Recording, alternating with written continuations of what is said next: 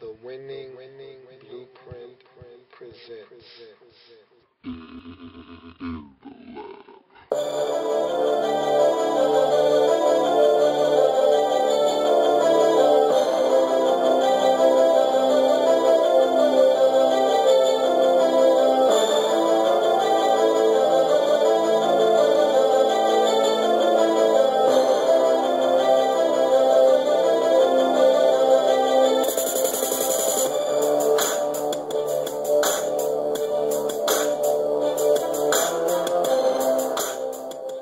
In the lab room.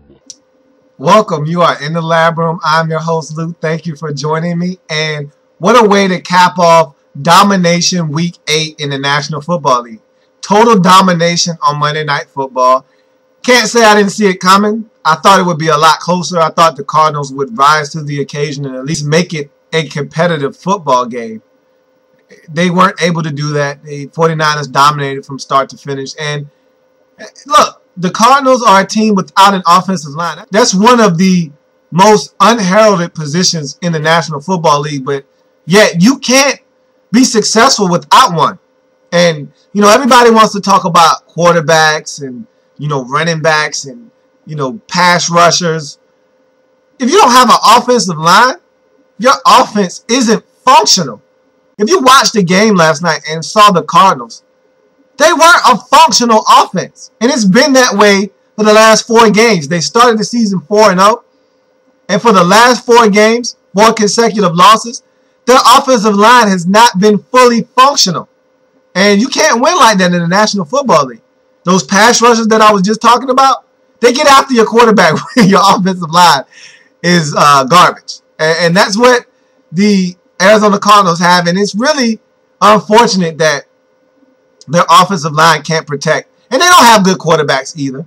I mean, it's not just the offensive line, but it's really a shame that their offensive line woes and their quarterback situation are holding them back because they really have a sound defense. I mean, their defense is really a top 12 defense in this league. And if you play top 12 defense, you should be able to win a lot of games in the National Football League because that kind of defense is going to keep you in ball games, and if your offense is good enough to score some points, you can win a lot of football games playing some really sound defense. Unfortunately for them, their offensive line is so bad and so porous that they can't function on offense enough to score an adequate amount of points to win football games, even though their defense is keeping them in a lot of ball games. You're not going to win if you can't protect your quarterback, if you can't run the football, if you can't put points on the scoreboard. You're not going to be able to win. And another thing that is troubling this Arizona Cardinals team this year is the fact that they're not getting anything out of their special teams. Last year, Patrick Peterson was special. And I thought coming into this season, he was going to continue that. When you're a special teams player, you usually have a good 3 or 4 year window of just being elite and teams not being able to stop you from, returning punts or kickoffs or whatever your specialty is. We saw Dante Hall have his little spurt where he was all but unstoppable. He was the human joystick. He was really a weapon for the Kansas City Chiefs for about a 3, maybe 4 year stretch when they were scoring points out of this world and really going to the playoffs each and every year with one of the top-rated offenses in the league. And part of that top-rated offense was the ability of Dante Hall and that special teams to give them good field position and score points. You look at Devin Hester. We don't even have to talk about Devin Hester's dominance over the National Football League and returning punts and kickoffs. He's been the best to ever do it.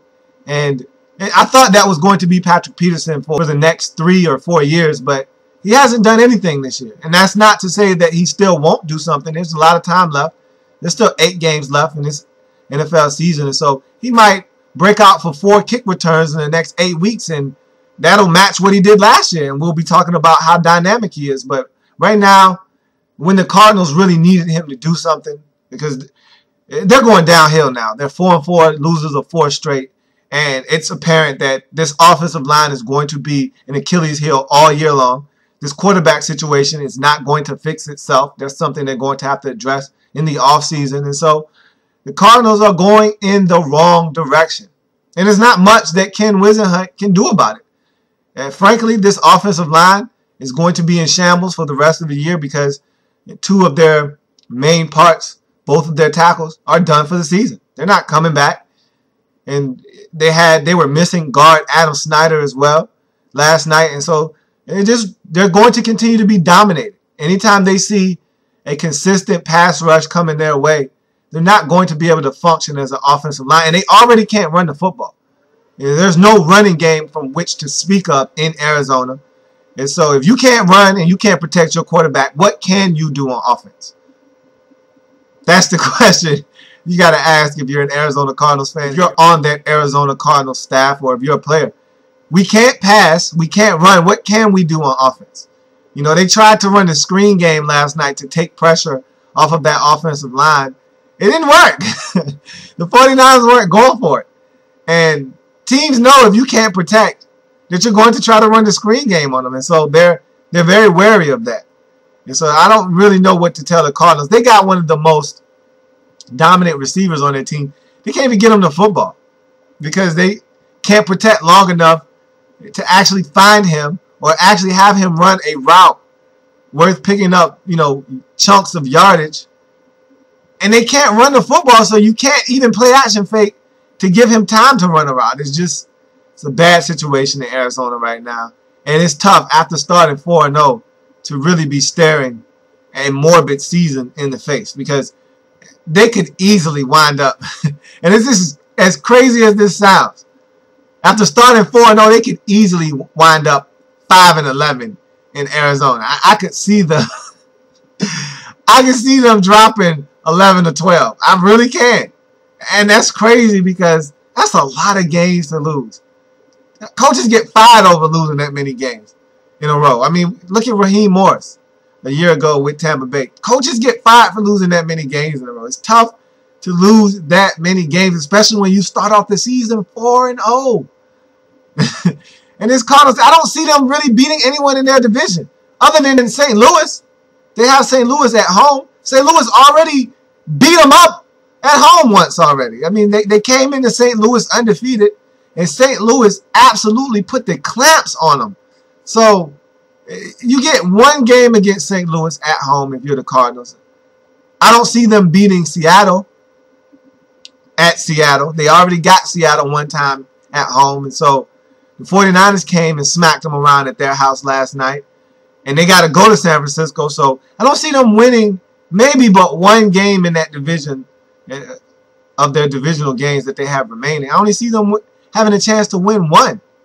So if you're Arizona, wow. What a difference a month makes. 1 month ago, this time we were talking about the Arizona Cardinals being the surprise team of the league and starting off the season 4-0 with a win at New England. And just really playing some solid football. Now, we're talking about the Arizona Cardinals at 4-4, losers of 4 straight, who can't protect their quarterback, who can't run the football, who can't get out of their own way on offense. Well, we move on to the other side of that coin, and that's the San Francisco 49ers. And they came out, and for lack of a better term, they dominated. They came out and they exerted their dominance, which I said they would do on defense. They took their defense and basically told the Cardinals, you're not running. We're not going to allow you to pass either.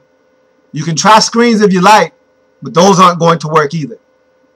You're going to do whatever I allow you to do, which is nothing, and you're going to punt the football.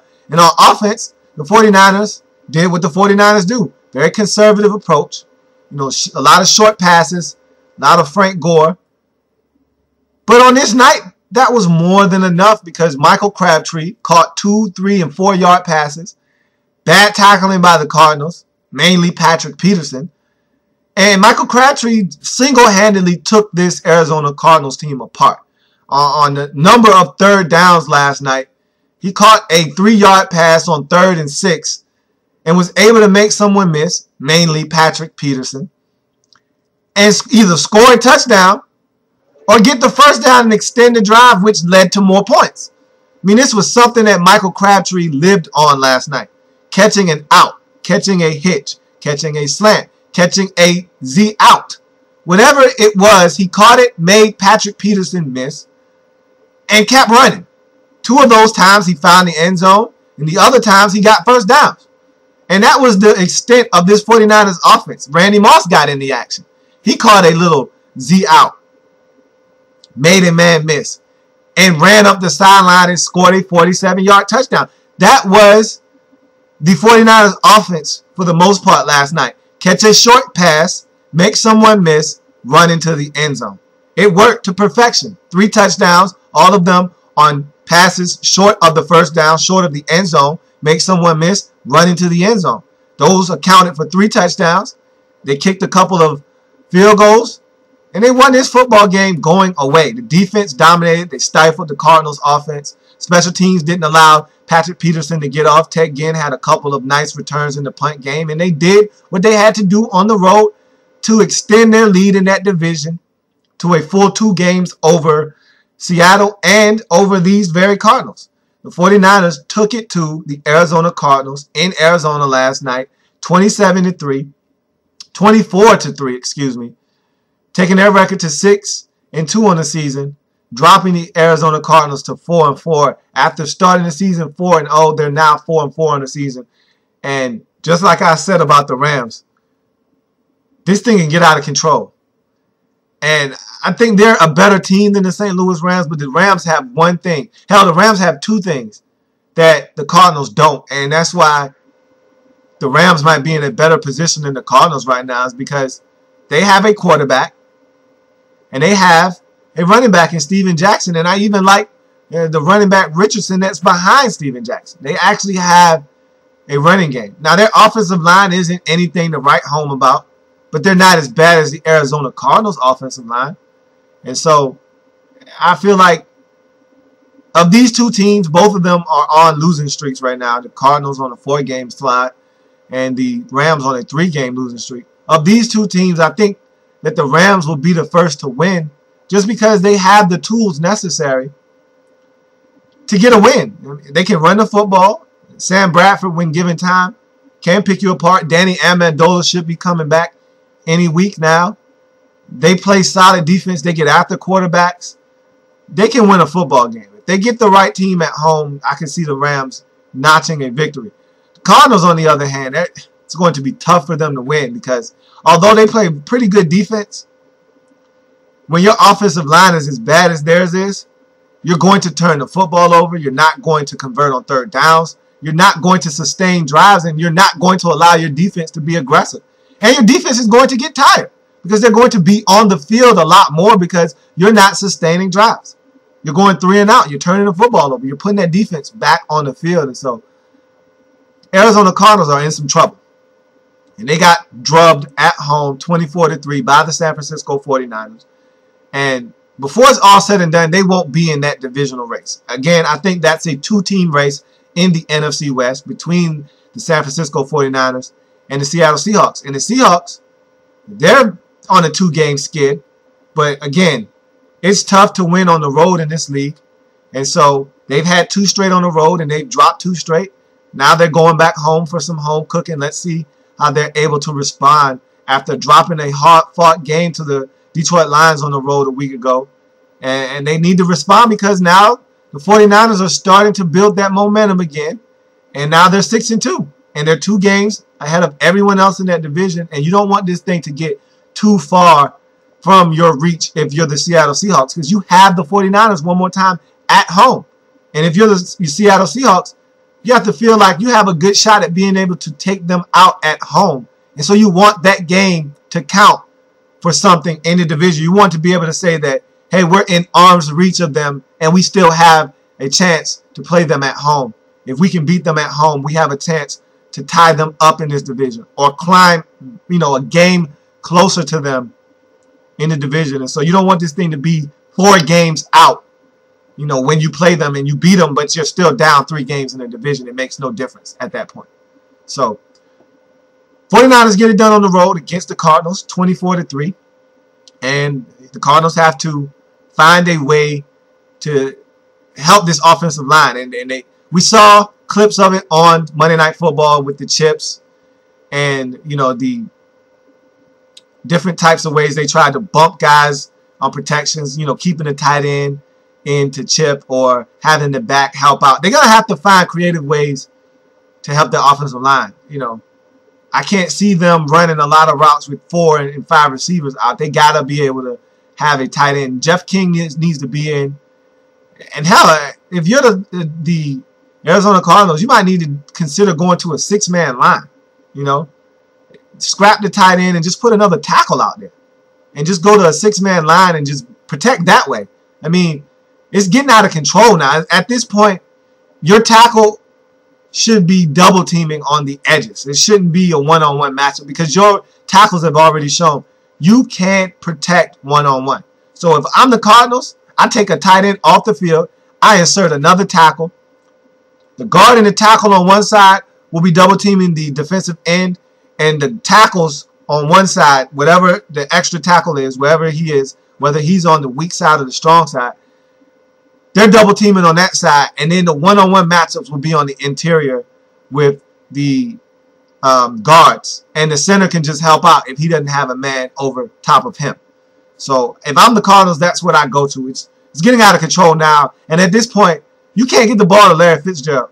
If you can't get the ball to Larry Fitzgerald, you have a serious problem, and you won't win many football games. So that was the Monday night matchup. I finished off the week at 8-6, and again, not satisfied with that verdict, but that was as good as I could do, so I'll take it. But that was a rough week. I have to get the win on Thursday. I can't state to you how important it is to get that win on Thursday. It really starts the week off on a good note. When I drop that Thursday night game, it's almost like it's a mental block at that point. It's an obstacle that I have to overcome, and I just don't feel confident overcoming at this point. And it's not like I have anything to do with it. I've already put in my picks. I don't control what happens on the field, but it's almost like a bad omen. If I lose that Thursday night game, best believe I've got 4 or 5 more losses coming my way. And I'm so done with that. I'm over losing Thursday night games. These Thursday night games have been rough this year because there's so many of them. And when you have a lot of games, of course, you have more opportunities to lose. When they started these games in November, like they used to, it wasn't that many games. It was about 8 games, maybe 7 games on the Thursday slate, and they were all matchups that most times you could dissect and say, okay, I feel confident about picking this team. But now with, 16 of them, and they're putting divisional matchups on the slate, man, it's tough to pick some of these Thursday night matchups. I mean, who saw Tampa Bay going to Minnesota and absolutely laying the hammer down on the Minnesota Vikings on the road? Who saw that coming? Who saw the Titans beating the Pittsburgh Steelers at home about 2 or 3 weeks ago on Thursday Night Football? I mean, it's just been a mixed bag of results for me. I just got to be more consistent on Thursday night. It all starts with Thursday night. If I want to be special, I got to get Thursday night under my belt. But nonetheless, that's going to do it for this episode. That's a touchdown. Throw it up. We'll tack on this quick extra point. Now, I got a question for you guys. The Eagles have talked about benching Michael Vick, and they're struggling. And I don't know if benching Michael Vick is the answer. I really don't think that your next option is going to make this team significantly better. You really think putting Nick Foles, a rookie quarterback out of Arizona, with limited reps that he's getting in practice, is going to come in and take the NFL by storm? Is that the answer? If you're Andy Reid, are you really grasping for straws that bad that that's even in consideration? I don't think Michael Vick is playing that bad. Now, look, he was turning the ball over. Before the bye week, the turnovers were out of control. Yes, I grant you that. But Is Nick Foles going to come in and not turn the football over? He's a rookie quarterback. What do you think he's going to do? You think he's just going to come in and light the NFL on fire? You know, throwing touchdown pass after touchdown pass after touchdown pass without any interceptions, without any mistakes? He's going to make plenty of mistakes. And he's going to make that Eagles offense much more easier to defend. Because now you don't have to worry about the element of running with the quarterback. If I know where the quarterback is, it makes it that much easier to defend the Philadelphia Eagles. And if you're Andy Reid, you're too late in your career to be grasping for straws, right? Don't you think? I mean, you've been doing this, what, 13, 14 years for the Eagles? You think a quarterback change at this juncture in your career is going to help you? I mean, we should be past the point of trying to save jobs. I mean, you were talking about retiring for the last 2 seasons. So, is benching Michael Vick the answer? What do you guys think? Because I really don't think, just like the Juan Castillo move at the bye week, I didn't think that was a smart move at that time. Now, look, I didn't think that he was the right man for the job from the get-go. I mean, who promotes an offensive line coach to defensive coordinator? Who does that? So I wasn't in agreement with the move to begin with. But they made it. You made your bed, now you have to lay in it.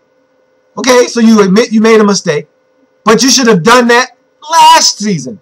You should have did that at the end of last season. Not at the bye week in the middle of this season. If you decided to ride with Mr. Castillo, you should have rolled it all the way out to the end of the season. Making a defensive coordinator change at the midpoint of the season makes absolutely no sense. As you can see, it didn't pay them any dividends coming off of their bye week. They got destroyed and torched by the Atlanta Falcons offense. The Falcons were 6 for 6 on their first 6 possessions before finally punting somewhere in the second half. And I'm thinking it's the late 4th quarter. They really didn't do anything on defense to stop that Atlanta Falcons offense. So don't really think that was a good move. But what do you think about Michael Vick? Do you think benching Michael Vick is the answer in Philadelphia? I want to know what you guys think, because honestly, my opinion on the matter is no.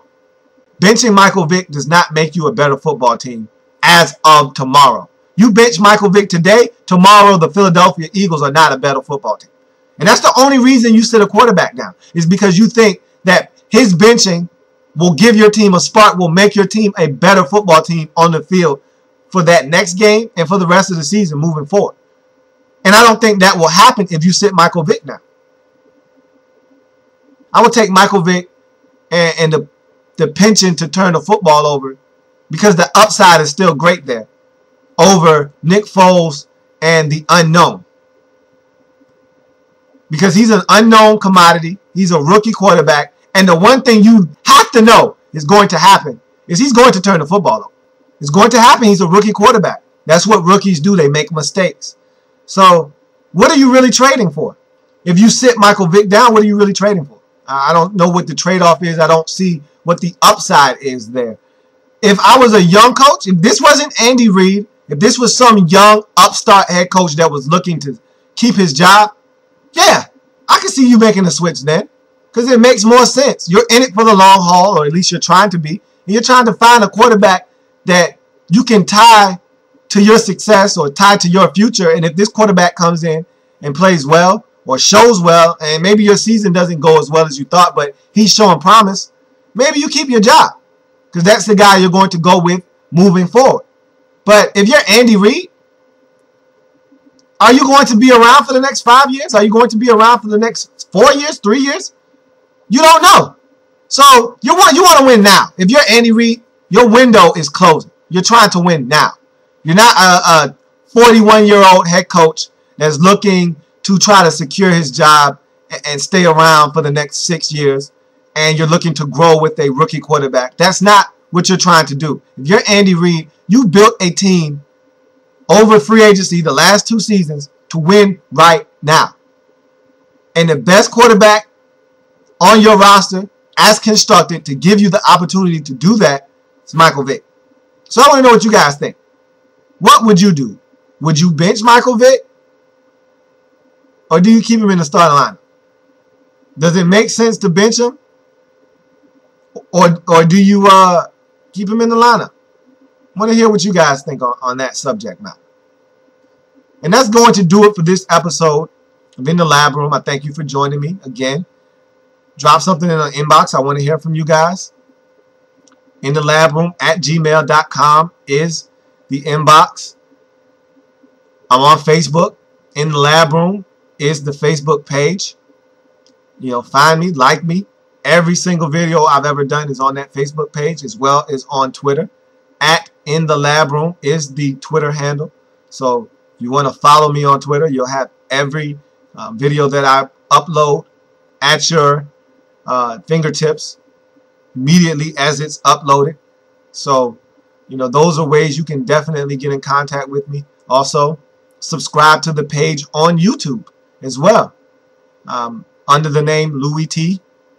And you know, In the Lab Room, you type it in on YouTube, the video will pop right on up. And so thank you for joining me on this episode, and enjoy the rest of your day. I hope that you are staying clear of Hurricane Sandy if you are in the areas being affected by the storm. Hopefully you are safe, your family is safe, and hopefully you're not having too much remnants from Sandy and everything's all good. We didn't get it too bad here in this area. I'm glad, because it could have been a lot worse. But as always, we usually are bypassed by storms. But you can never be too safe. You know, you much rather be safe than sorry. So hopefully everyone out there that's within earshot of this video is okay, and everything's fine, and you're able to continue on with your daily activities. And want to see you back here tomorrow. Same time, same place. As always, I'm out.